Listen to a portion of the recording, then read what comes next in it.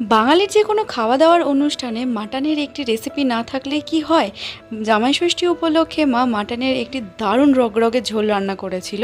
চলুন সেই রেসিপিটা একবার দেখে নিই। 500 গ্রাম মাটনের মধ্যে পেঁয়াজ বাটা, আদা বাটা, রসুন বাটা, একটা বড় টমেটো কুচি, খানিকটা সর্ষের তেল, সঙ্গে জিরে গুঁড়ো, ধনে গুঁড়ো, কাশ্মীরি লাল লঙ্কার গুঁড়ো, লবণ, হলুদ ও শুকনো লঙ্কার গুঁড়ো দিয়ে ভালো করে ম্যারিনেট করে রেখে দিতে হবে। একটি প্রেসার কুকার বসিয়ে তার মধ্যে সর্ষের তেল দিয়ে একে একে ফোড়ন হিসেবে দিয়ে দেবো শুকনো লঙ্কা, গোটা জিরে, দারচিনি, এলাচ, লবঙ্গ ও সামান্য পরিমাণে চিনি।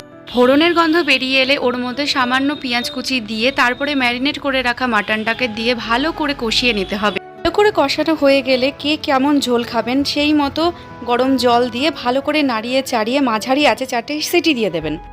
তৈরি হয়ে গেল জামাই ষষ্ঠী উপলক্ষে বানানো মাটনের সেই রগরগে কষা ঝোল।